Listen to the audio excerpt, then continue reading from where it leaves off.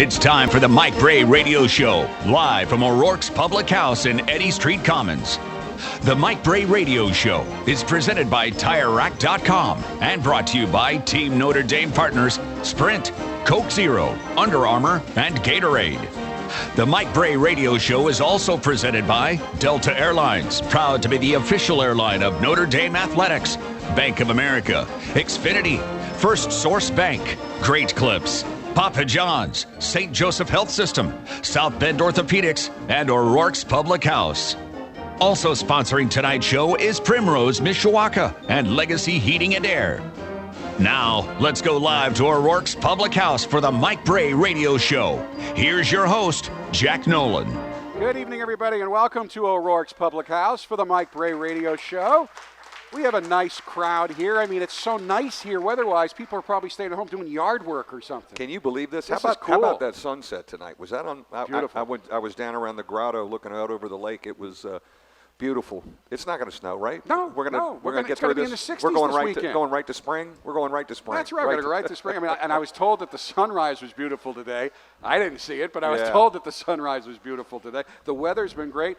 And the last few weeks have been really good for your team as well. You have bounced back terrifically from those two losses down in Florida, which were by a total of 3 points. So it's not like you were playing that poorly, but you built off the Illinois win with a victory over a Stony Brook team that you beat so badly. Some people thought they weren't very good, but they were very good, taking Vanderbilt to overtime at Vandy. Vandy still ranked, winning by one or losing by one at Western Kentucky. And you guys just came out, got off to a great start, and crushed them.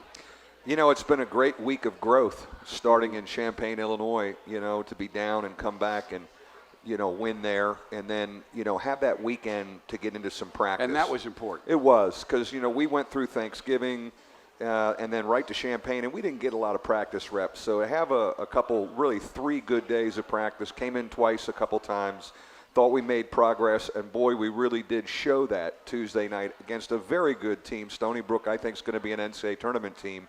But I thought our combination of what we did defensively, our unbelievable efficiency offense, again, kicked into gear, especially in the second half.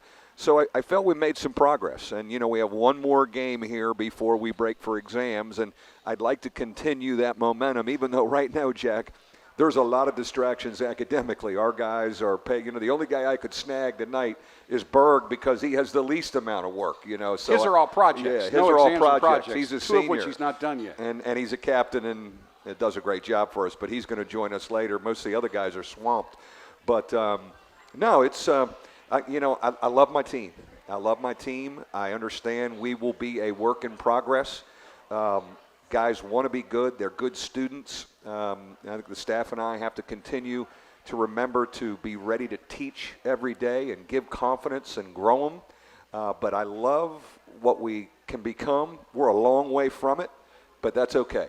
Well, and non-conference scheduling is an art. And, for example, Syracuse just beat Colgate for the 50th straight year. And with a team that lost 2 key parts, but one that you like, the nucleus coming back, you've challenged them. I went up and I checked your RPI today, and there's a lot of different ones. I'm using Joe Lenardi's RPI. You're 35th in the country, and you've already played 3 teams with an RPI of 45 or higher. That is one of the toughest schedules in the country right now. Right now, our strength of schedule and the potential, if we can handle some more business here with 4 more non-league games, we could go into Charlottesville and go into the ACC play with a very solid RPI. Anytime you're in the 30s, that's very strong. We've done ourselves a favor by scheduling a Milwaukee, who wins last night at Wisconsin, a Stony Brook, Loyola, who just beat Creighton. These guys coming Sunday we have to be ready again. But we've won twice away from our building against Big Ten teams. That's going to be powerful for strength of schedule. So, I like the math of our schedule, and we've handled them. It could help us because you get into a league like the ACC. I don't ever bank on winning 14 league games like we did last year. We've done that a couple times. You want to know, God. Well, you played tremendously well, and you always talk about karma and things evening out. You got some good bounces on the road last year, particularly NC State and Clemson. We did. So if we can continue to finish with some good wins here in the non-league, takes less pressure off what you have to do in your league to get one of those bids. So I like where we are. We're healthy, knock on wood. I think we've been smart about how long we've practiced, keeping guys fresh. But we have another challenge that we have to start preparing for tomorrow in Loyola, Chicago. They're going to bring a lot of people over here. But that's great. We got a great challenge on Sunday afternoon. And another thing I think people don't realize, because it's hard to keep track of who's playing in what league. Loyola Chicago is now in the Missouri Valley Conference, which for years was the Rolls Royce of mid-majors. I know as a former mid-major coach yourself, you hate that term. Right. And I think there is some legitimacy not to use it anymore. And in just their second year last year, they won 24 games, including 8 in the league. So they have elevated their level of play and their talent level as well. Now, they went to postseason. It's a nucleus of guys that have won together. It's very much like Milwaukee and Stony Brook. If you're not ready to go, they're going to beat you. But I love that. We have that game pressure on us again, starting when we come back. Today was our off day, and guys needed an off day because they had a lot of papers and projects to do. We come back and start to prepare for Sunday and want to pick up on a lot of the good things we did Tuesday night against Stony Brook. There's another reason why Coach is sweating it a little bit right now, and we'll talk about that right after this first time out. It's the Mike Brey Radio Show, brought to you by our good friends from TireRack.com, live from O'Rourke's Public House.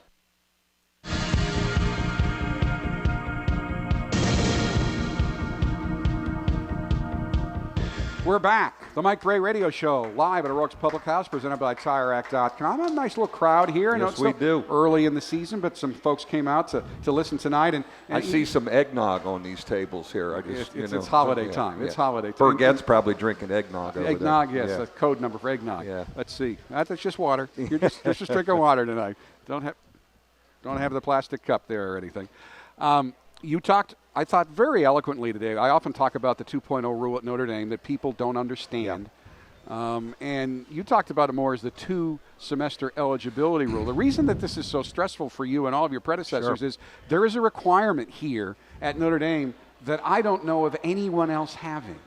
We have, I like to call it semester-to-semester eligibility. Which is exactly what it is. It is. And when you are in a 2-semester sport, you can get bit, a third of the way through your season if a young man doesn't perform. And, again, we're certainly respected, and we understand what we signed up for, working and coaching and teaching here. But I do get a little anxious this time of year, and we've lost some guys, and we've gone through some things before. So I'm always a little concerned. Pat Holmes does a fabulous job, and our guys are going in very good shape, but there's a lot going on right now with projects and exams next week. But when you have a guy that's got a 3.2, and if he just happens to have one of those bad semesters, goes under a 2.0, he's gone. Yeah. Now 195 is a C-. Yeah, he's gone. And Duke doesn't have that. Stanford doesn't have that. Northwestern doesn't have that. So, yeah, I'm a little anxious this time of year, but we've got great supervision and great help with Pat Holmes over in Student Services. I'm sure somebody's listening to this saying, you know what? Why do you stick around? Well, you and I have talked about it. It's the kind of people that you coach here, and it's another reason why I am still around for this, because 20, 30, 40 years down the road, they go out and they have a great impact on the communities where they live. Yeah. And that's why you kind of hang out. But, I mean, he'll let me talk about it because we're friends. He did your game for ESPNU the other night. Yep. LaFonso Ellis.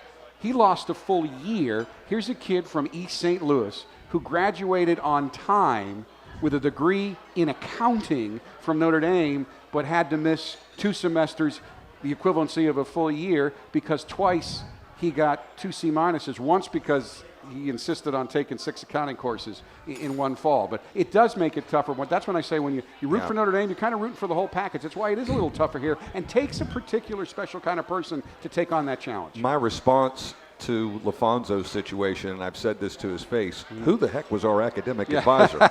You can't lose that guy twice. No, absolutely not. But no, we, Well, he Jack, also takes responsibility. He was kind of goofing around one semester. Does. Yeah. No, Jack, I mean, we all know what we sign up for. I just feel I'm a great fit here. I'm a teacher. I was trained as an educator, and I love the young men that we get here. But, as I say every now and then, last time I checked, our school's pretty hard. But that's a good thing. That's why guys come here. Well, Bill's here from Elkhart. We were just talking about the difficulty of the schedule. Bill would like to know if there's any exciting future non-conference games in the works. You know, we may play Villanova in a charity game for the orphans of the 9/11 tragedy in terrific. North Jersey next year. That is not done yet. It could be a doubleheader, possibly Penn State, Pittsburgh, Notre Dame, Villanova in Newark. Kind of discussing that. I think the UCLA game, we'd like to get back on the schedule. We have Rex Pfluger from out there, and to kind of swing back through there. That's something we'd get back on the schedule. Now, if you do that, would you try to get them to come back here, too? Oh, no, we'll go home and home with UCLA. All right, good. Yeah. No, it'd be home and home. Good. Yeah, we do a home and home. And we're going to open DePaul's new building whenever it opens. I think it may be 18 down there. They're building their new arena down around. And so that might be a home and home, too? Yeah, that would be a home and home. And what we would do is open each year. Dave Lato and I, Oliver Purnell started talking about this a year ago, but Dave and I talked this summer, and it's very fitting. We should open DePaul's building. Notre Dame, DePaul, that's a good game. So I like that some of those old Big East Catholic schools, if we could rotate them back through, because those are some good rivalries, not only the ones in the Midwest, DePaul, possibly Marquette. DePaul's more important to me than Marquette, but Georgetown, we don't play in D.C. anymore. Like, there's no D.C. base. Maryland's not in the league anymore.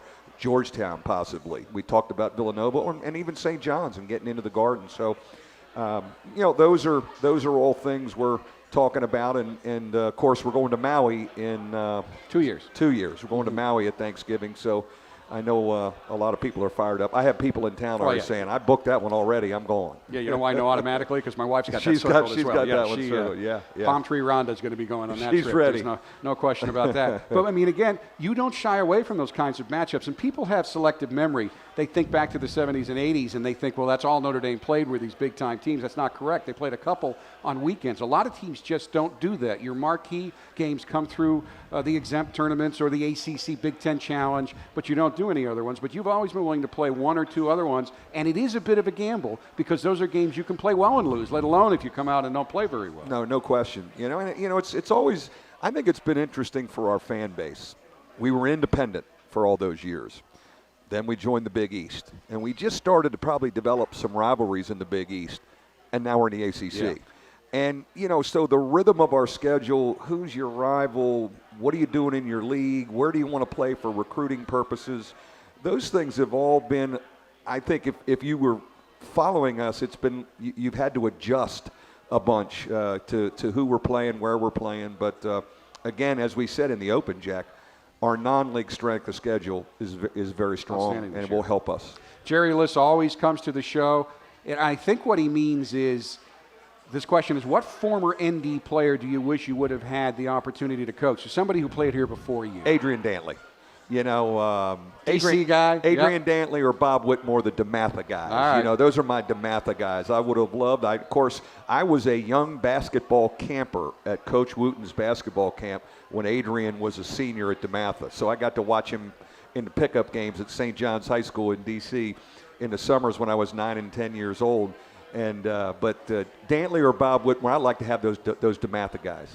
Amy Rudge is here from Niles, Michigan. What do you expect from freshman Elijah Burns in the coming years? What position will he play for? Elijah is very Ty Nash-like, a frontline guy who's got a high basketball IQ, is physical, has great strength, has a feel for the game. I don't know if I've ever had a freshman talk more on the court, defensively and offensively, and say the right things. He really has a voice. It's hard to get players to talk, especially young players, to communicate. He is magnificent, and I think he's got an amazingly bright future.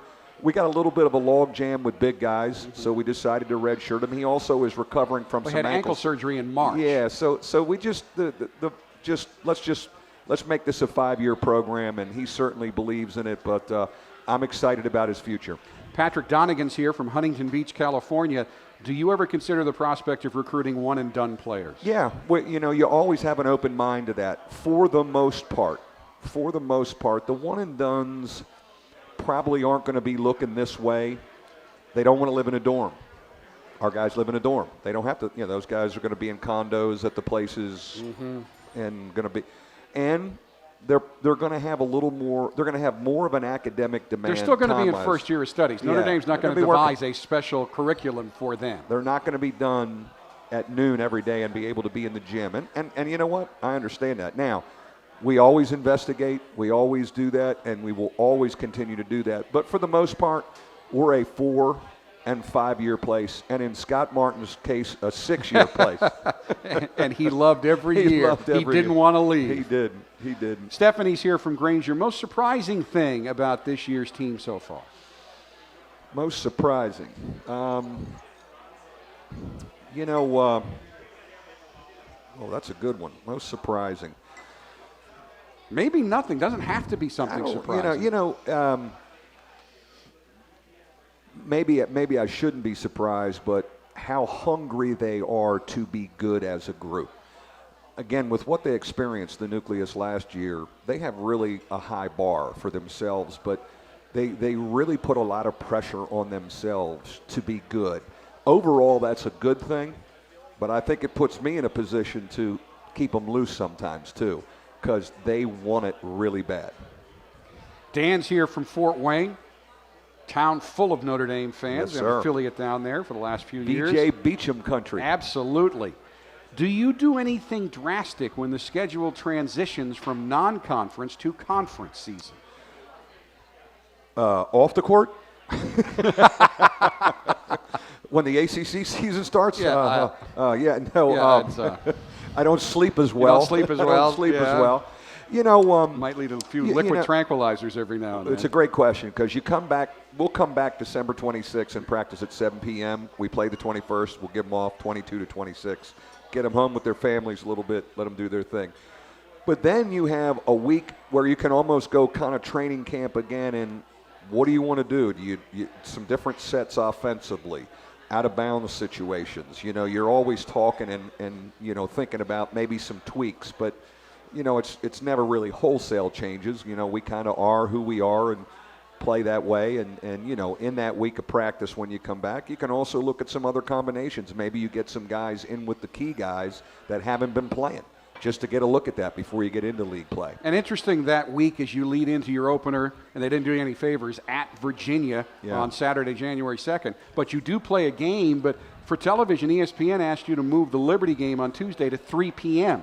So it's kind of like another practice. Now it's at 5 p.m. Oh, it's now at 5 p.m. They didn't update me. We've had 7 different game times. So now it's 5 p.m. It's 5 p.m. Okay, let me write that in my calendar because it's 5 p.m. Well, I don't mind. It's okay if they move it later. I'll be here. It's when they move it up and I'm not here. It's 5 p.m. All right, so 5 p.m. But still kind of like a practice. TV, like a practice. No, I'm not denigrating Liberty, but it gets into that rhythm of practice and whatnot. No question. And again, I always like having one non-league game before we get into league play. So we, always schedule one of those where you hopefully can get back in a rhythm with the uniforms on before you jump down into league play. All right, when we come back, we're going to bring up here onto our little stage a guy who really had it going when he had a physical setback, which was kind of knocked him out of the rotation during games, but hasn't knocked him off this team or knocked him away from being a leader. He's a terrific leader, Austin Burgett. He's a senior. He's going to join us right after this timeout. The Mike Brey Radio Show, presented by TireRack.com, live from O'Rourke's Public House.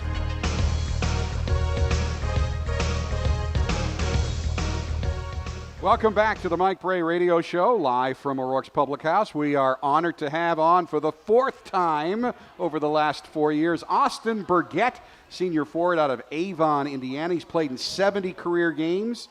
2 years ago, you scored a career-high 11 at Georgia Tech. We'll get right down to it again. You were rolling. You were in the starting lineup. You came out against a very good Florida State team.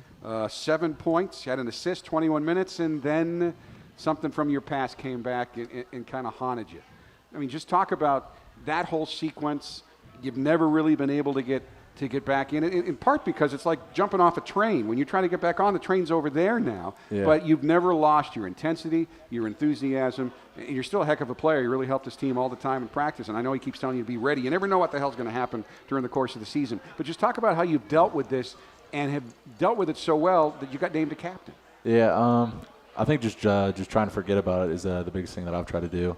It was 2 years ago, and it was very unfortunate that it happened. And I had a couple episodes in high school, but like I said, I always had asthma, so I thought that's what it was. But we finally figured it out, got rid of it, and like I said, just keep practicing and keep going at it, and just trying to become who I was 2 years ago. I mean, this guy was recruited by tons of big-time Cincinnati, Iowa, Xavier, Butler, Ohio. You got offers from them. Purdue, Michigan, Michigan State were all thinking about you. You were a McDonald's All-American nominee. Have you ever had a guy that you've coached that has gone through what he's gone through? No, I mean, and he had some other injuries that just, Every time you came back, something went wrong. Ankles. Had some bad timing. But I'll say this: what makes him so special, and he's always been such a great fit for this place, and he's a heck of a basketball player, and we still have a lot of basketball to play. But we go 15-17. We lose Jaron, 6-12 in the league. Jaron's not back. Pat Connaughton's pitching baseball. We have 6 guys in our April workouts, and we're trying to put together some kind of momentum after being run out of Greensboro so fast by Wake Forest that year. He's the guy rounding up everybody when we're going 3-on-3 ball screens like every day. Yeah, we coach every day. In the pit. Every day, and he's so and I think from there on he's led for us. And has had an unbelievable attitude, and he is a key member of this group. And the young guys really look up to him. I mean, he's helped a lot of our young guys. He's helped Matt Ryan, Pfluger, and Elijah Burns with stuff I don't even know, but he's there for them, and it's a valuable role that he plays for us. That he's in right now. But you never know how this thing's going to go. And obviously, in my role, I'm around you guys a lot, and I've noticed. I mean, you're really enjoying this. This isn't just a front or a job or I have to do this. You still seem to get great satisfaction out of what you're doing. And I know you all dream. You want to be a starter in the starting lineup, but it's not like you come out and mope. You not only feel a part of the team, you feel a responsibility to continue to do what you do. Yeah, just make sure everyone's accountable. Like you said, 2 years ago, it was, like you said, we only had 6 guys, and just being able to come in every day and just have like good daily habits, not just on the court, but everything in your life. Going to class, that was a big thing. Make sure everybody went. And like Coach Brey always preaches, as long as you stay up on top of things and like get that out of the way, basketball will come. Yeah, one thing I'll never forget. And folks in O'Rourke's now, I want you to look at the monitors and people watching at home. We dug up a little tape of a game that you might remember against Duke. This is Notre Dame's first ever ACC game, and Berg blocked not 1, not 2, not 3, not 4, but 5 Duke shots. As a Notre Dame team that was a huge underdog, won their first ever ACC conference game against Duke. And you were just an animal in that game. Those are volleyball spikes, Berg. I mean, what are you thinking when you see that? Just hell of a game. And just going back, I remember talking to Demetrius before the game, and him and me were kind of angry because so many of our fans gave up their tickets, it seemed like, to give them to Duke fans. So we were doing our band stretches in the beginning, and I was like, oh, man, they had this on, this color, and we were like, we got to win this game. We got to put them away. And it showed. I mean, you've always had tremendous athleticism. Right now, when you leave practice or leave a game, what makes you feel satisfied from a perspective of I did what I needed to do? You said from practice or game? Yeah. I'd say just making sure that we got better that day. Either it be with our talk or with our defense or offense. As long as we made a stride in our effort that day and got better, I'll be satisfied. Okay, when you were told you were a captain, what went through your head? Did you expect that? Do you think you had earned that? Yeah, I feel that I had earned it, and just talking to a whole bunch of guys and just them talking to me after and saying that, like, you deserve it and, like, we need you to keep talking and help us out on and off the court. So it was really reasserting. How has your relationship changed since you went from being a starter to a guy who's there? I mean, you're still a player, but a guy who's not going to get into as many games. How has that changed? With Coach Brey? Yes. Just like I said, keep talking to him on a daily effort every day. I feel like I talk to him while we stretch, and he asks me how the guys are doing, and I'm like, we're good. Or one day I'll be like, we're a little tired. Or I feel like some of the guys' minds are on academics, but just always staying in touch with him and letting him know how everyone's doing. Now, you mentioned today, you were asked basically how you deal with some of the players like Rex Pfluger. I mean, obviously, on any team, when there's a high-profile guy, everybody's always worried about the guy that's not playing right now. And you talked about how a lot of the times you have to spend time with your main guys and keep them straight. Mm-hmm. But I know in this case, you've gone out of your way and made it a point to make sure that you spend a lot of time with Austin as well, not just out of your natural sense of humanity, but because of the important role that he plays. He rooms with Zach. Those two guys are together. I think that's really a positive, and they invited me over for dinner 2 weeks ago, and Zach put it on us. He spiced us up with that pasta he cooked for us. But I wanted to get over. Those two guys have a lot of say, and I just really value his feedback about our team and what he's doing. And right now he kind of is captaining the blue team. Well, the blue team kicks the white team's butt a lot. Yeah. You've been there, and it's because the tone this guy sets right now, and so he's very important to the fabric of our group. And he mentioned Demetrius. Like, he and Demetrius have a great relationship. He's really good. He knows how to talk to all the guys and knows their psyche, and a lot of things he can say to the guys that are playing ahead of him may be more powerful than me, because he may know which button to push or how to approach him at certain situations. Yeah. We really value that. And I've talked to Coach about this on the show, the way the blue team at times is dominant and the white team can't beat you. And I go all the way back to Digger. I honestly can't ever remember a blue team since I've been here, since the early 80s, that has consistently been able to be that competitive against the white team on a team that's good. And, I mean, why do you think that is? Why is that blue team so good? And you're the leader of the blue team. Yeah, I think Coach Brey mentioned it earlier. He was talking about how we just want to keep getting better, and how sometimes he has to, loosen us up at practice. We're just always so competitive. And, like you said, everyone wants to play and whatnot. So I think just keeping those guys motivated and hey, we got to, it starts in practice. That's one thing they think it can just show up on a game day, but it really starts in daily, practice effort. Lots of sportscasters are guys that weren't good enough. But I can't identify with that one thing. Even in high school, I was the guy trying to fight to get into that rotation. But, boy, when our blue team beat that white team, and there were days we would just light them up, you do get a real sense of satisfaction out of it. I saw some high school film. I thought you should have started. I agree. Can we call Doc Wheeler? I'm still upset with Doc Wheeler. There's no question about that. Oh, absolutely. Absolutely. There were too many thin guys in my team. They needed a stocky guy in that lineup. We're going to continue this wonderful conversation with Austin Brigette and Coach Brey. But first, we do want to remind you, making our community brighter. It's what Nika Electrical Contractors do every day through community involvement efforts, like sponsoring the Notre Dame Basketball Youth Experience, which gives area youth groups a trip to Purcell Pavilion to see Coach Brey's Fighting Irish in action. The Nika contractors and electrical workers of Local 153 preparing Michiana for a brighter tomorrow. And when we come back, we'll talk about the annual Notre Dame Christmas Clinic, where youngsters can come in and be coached by these players. We'll talk about that right after this. It's the Mike Brey Radio Show, live from O'Rourke's Public House.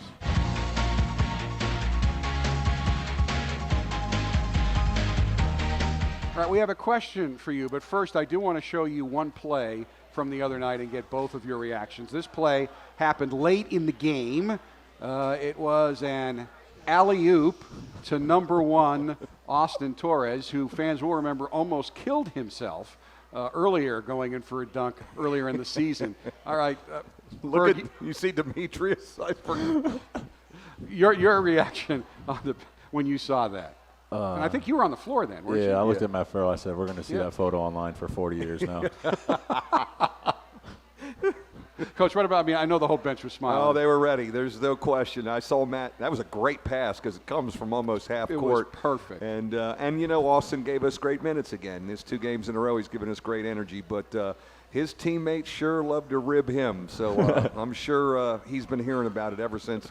Well, obviously, the game he can certainly hang his hat on was Michigan State last year, where he went in and shut down the leading scorer for the opposition. But he has been in kind of a similar role to what you have battled, in that he really wants to play. Yeah. And he hasn't even had the medical malady, and there are just stretches where he doesn't play. So have you had discussions with him about keeping his heads up and what he needs to do? Yeah, we talked about it on Blue Squad because him and me kind of rotate during the Blue Squad. We go in and out for each other, him, me, and Marty. And then sometimes I come in for Rex and Matt Ryan. But, yeah, we've sat down a couple times and just hey, what do I do? And I'm like, same thing like I've said before, just make sure you got them practice reps and stay on top of things. But the one thing I'm glad about last night is we don't have to see the photo anymore from last year of him blocking the guy from Michigan State. So at least we have a new one now. Oh, is there a new photo up? Yeah. Oh, how quick did that go up? I think he posted it last night. It was like Air Force One. He does post a lot. He is a social media maven. There's All no over question it. about that. Absolutely. I do want to change the tone of this slightly, though, because I don't want this to sound like a wake. I don't want to interview and have people think, well, boy, he's a real good coach. He's a coach on the bench, and he's never going to play. That's not true. I mean, No. Coach brought you up today. No. You are right there on the edge. You know what to do, and he trusts you. I mean, we don't know what's going to happen the rest of the year, but there would be no surprises if some night we're naming Austin the Gatorade Notre Dame player of the game. Not at all. This is a long, long road. Bonzie Colson was a great example just recently last year. This thing can take a lot of twisted turns. Luckily, we've been healthy, and that all can change. We're in great shape academically right now. I hope I can say that, and I feel confident that we will be a week from now, but still a lot of things to happen. So and then when you get into league play, boy, things can really start changing. And, Berg's he's a senior. He's a man. He's a man who understands our program, understands how we play. He's done a great job with playing with the blue team, teaching the young guys how to play, how you play here. He's been fabulous with that. See, if you didn't go there, I know him well enough. I know that against Carolina or Duke or somebody, and that game's tight, and he needs somebody to go in and do something. So he's going to look down that bench and go, Berg, because he wants the guy's confidence. The old guy. The old guy. He always talks about being old. He loves old guys, who, of course, can play, and you certainly fill that category. Mary Kate's here from Iowa. Austin, as a senior and captain, what advice do you give the younger members of the team? I think I've already said it tonight, just daily habits. I think a lot of guys are like really messy like off the court. And I think one thing Jaren taught me was make sure like everything you do, not just on the court, but off the court, is like you stay on top of things such as like just small things like make your bed every morning, like stuff like that. And if you follow your day throughout like that and make sure you're on top of everything, it like goes over to on the court.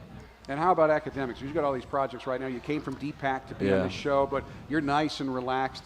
I mean, even as a non-student athlete, that freshman year at college just drove me nuts, nervous, with how to handle it and to get things done the right way. What advice do you give him from an academic standpoint? Pick arts and crafts as your major. He calls arts and crafts theater, television theater, TTP, and film. FTT, film and television. Film, television, and theater, which is what I do. So he calls it arts and crafts to make it easier. Well, that's one thing, but you still got to get your work done because I know Karen Heisler's tough. And I've had her before. You've got other guys in there. You have to take class from another guy I worked with, Gary Seaver. I worked with most everybody in that department. So certainly, anything else when the guys get nervous? Do you see them? Just tell them, just relax a little, get some sleep. Just put it off till tomorrow if you can. And then one thing Coach Brey always does is make sure you do your own work. That's very important. Yeah. That's very important advice. And on that note, we're going to take another break. And we'll be back to have Austin run the long version of what we call the Fast Break on Coach's TV show right after this timeout. This is going to be interesting, and you're going to do it with him sitting right there. It's the Mike Brey Show, live from O'Rourke's Public House.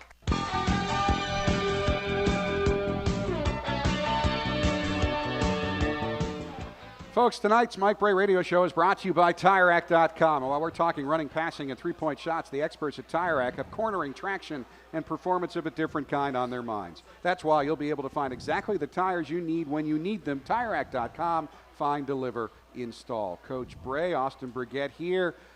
You've got to have some of these memorized. I'll try to come up with some different ones.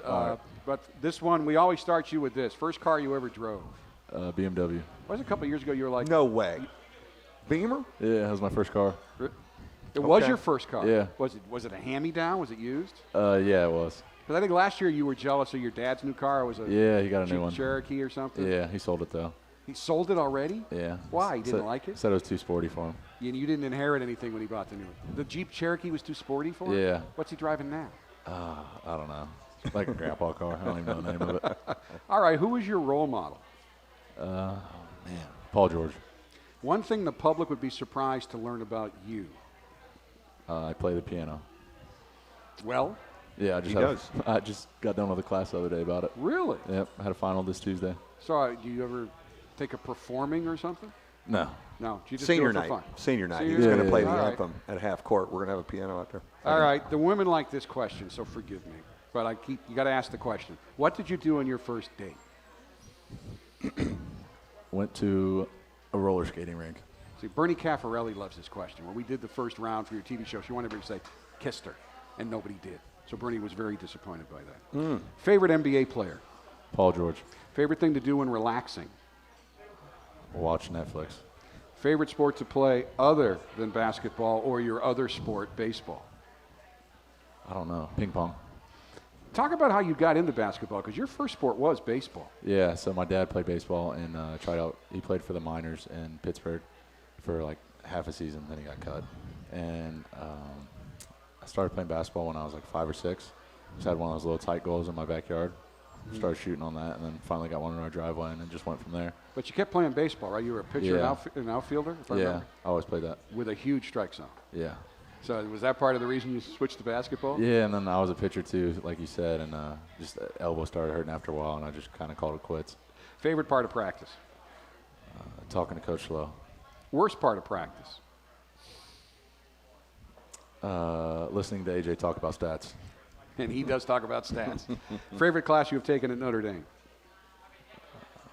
Shoot. Arts and crafts. One of Ted Mandel's classes. All right. And Ted, I'm sorry. I didn't mention you, Ted. Ted works on our staff as well. Ted Mandel is a very good documentary filmmaker as well. One person you would like to meet? Can they be dead? Yes. Rosa Parks. That's a deep one. That's a good one. One thing you always hear from Coach Brey in practice. Veteran guys.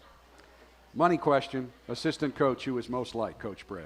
Rod Blanas. Of course. Everything that Coach Brey says, I hear it from him first.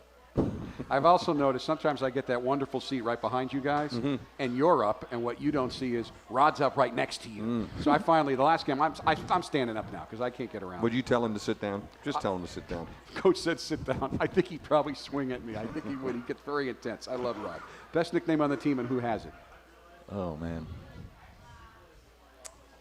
I don't even know. Probably Elijah.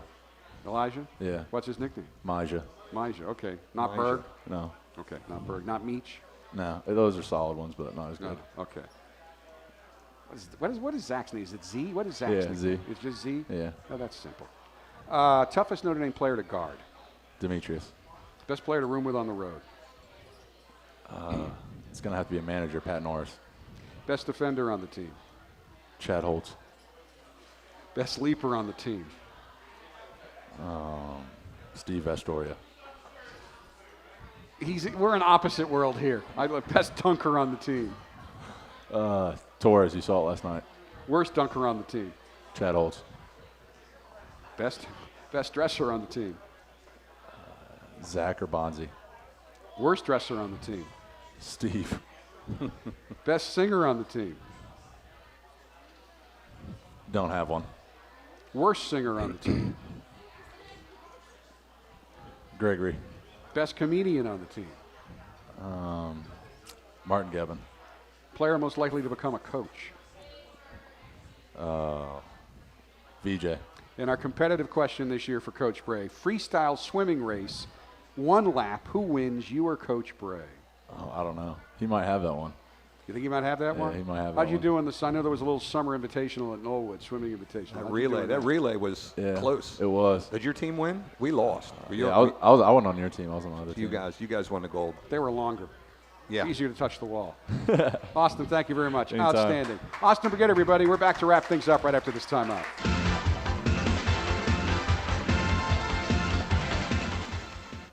We are back, the Mike Brey Radio Show, live from O'Rourke's Public House. I want to again thank our friends at TireRack.com, great sponsor of all of our coaches' shows this year.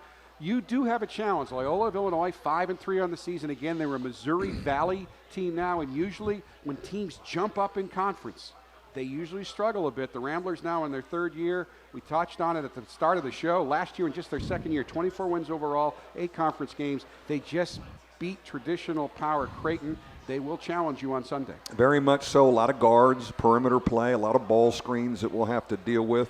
Guys that can stretch it out and shoot the basketball, so you have to be aware of the 3-point line. And, so that from a defensive perspective, I hope we can continue to build our offensive efficiency. I think for 3 halves now, starting with the second half at Illinois, we have been in a very good rhythm offensively, and I'd like to continue to grow that. And I know you were asked a question about there's so many ratings out there, and a lot of people worship at the altar of Ken Pomeroy and his Ken Pom tempo ratings. And unusually, you usually have one of the faster tempos, and you don't this year. And I know because I've seen it in practice. You really emphasized down in Florida after that opening loss, ball reversals and moving the ball and moving without the ball. And when your team gets at least one ball reversal, they almost always end up with a great shot. Yeah, I think for us, we're not so worried about tempo, but patience and getting something good. And not bailing a defense out by taking a bad shot. I think overall, our guys know individually what a good shot is for them and then what a good shot is for us.